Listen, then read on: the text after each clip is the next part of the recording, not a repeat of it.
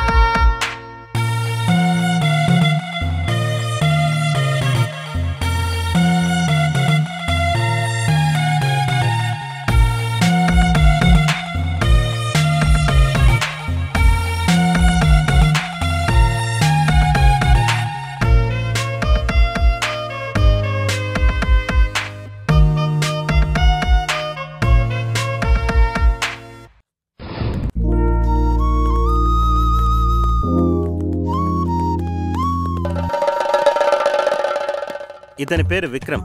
Nick name quotation. ఏదైనా short కట్లో చెప్తాడు. అర్థం పర్థం లేకపోయినా వినటానికి బాగానే ఉంటుంది. విలువలంటే ఏంటి మామా?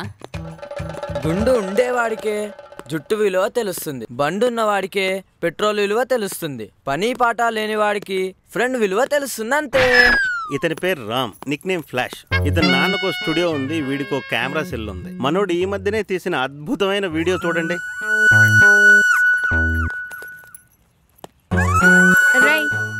ఇట్రారా. అరే, ఇందాకటి నుండి ఎవరిని చూస్తున్నావో అర్థం కాక చస్తున్నాం. మర్యాదగా ఇంకొకరినైనా తెచ్చుకో, లేకుంటే ఇక్కడ నుండి దొబ్బై. వీడి పేరు Rajesh. Nick name cockroach. Lover boy కావాలని నానా తంటాలు పడుతుంటాడు. అమ్మాయిలు వెంట పడుతుంటాడు. పిచ్చి పిచ్చి చేష్టలతో చెంపదెబ్బలు తింటుంటాడు. అయినా ప్రయత్నం మానడు.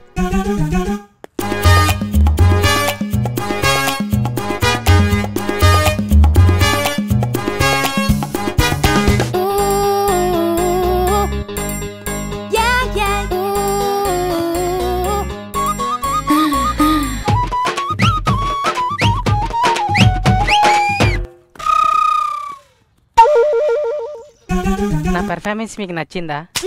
ఇది డాన్స్ లా లేదు, బొద్దింక వెళ్ళకిలా పడి కొట్టుకుంటున్నట్టుంది. ఇతని పేరు కనకం, నిక్ నేమ్ భీభత్సం. యాక్టర్ అవ్వాలన్నది వీడి కళ. ఆశకి అత్యాశకి అంబాసిడర్ లా కనిపిస్తాడు. కనిపించిన ప్రతి పోస్టర్ లోనూ ఆర్టిస్ట్ లో ఊహించుకుంటూ ఉంటాడు. అబ్బబ్బబ్బబ్బ, సంగం హాల్లో సినిమా సూపర్ రా. తిరిగిన డ్రెస్సులతో హీరోయిన్ అదుర్సురా. ఎక్స్పోజింగ్ కేకరా. టైటిల్ ఏంట్రా?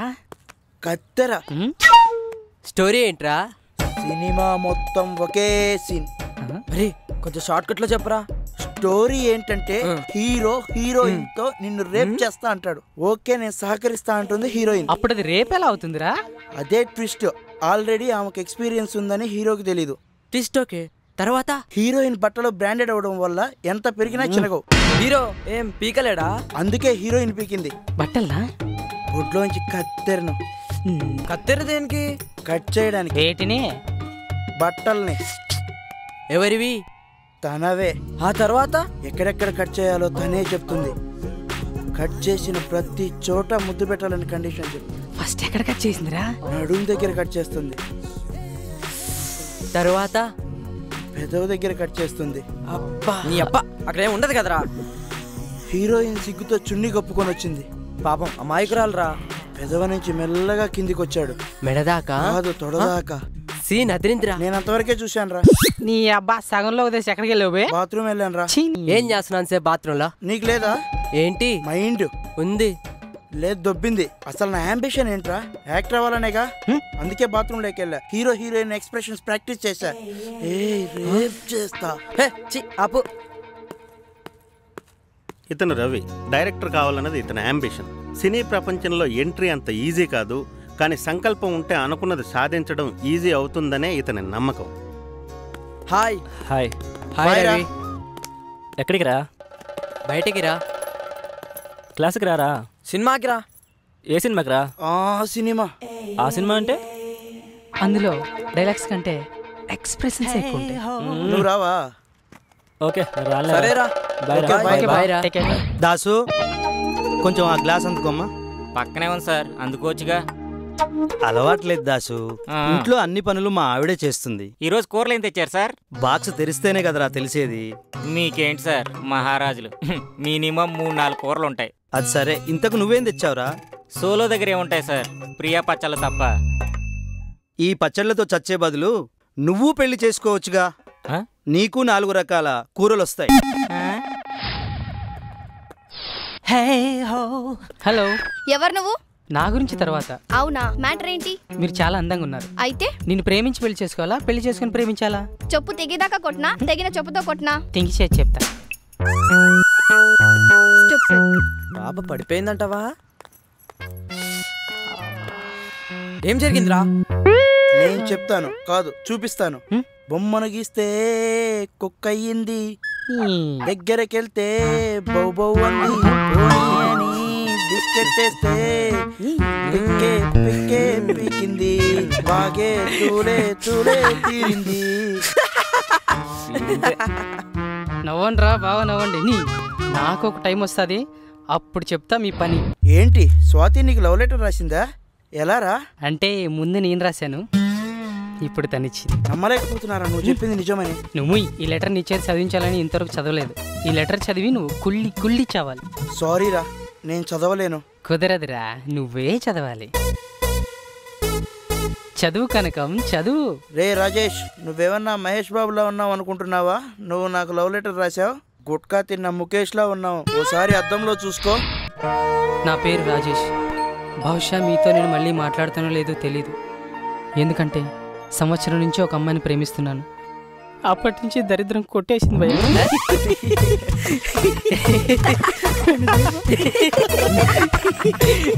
పొగిడితే పడనమ్మే ప్రపంచంలోనే ఉండదు. కానీ పొగిడే ధైర్యం ఎవరికుందిరా? నీకే. ఏంటి హీరోయినా? నేనా? ఏమి నీకేం తక్కువ, అన్నీ ఎక్కువేగా. అదే ఇప్పుడు వచ్చే మోడల్ హీరోయిన్స్ కంటే నువ్వే బాగున్నావుగా. అది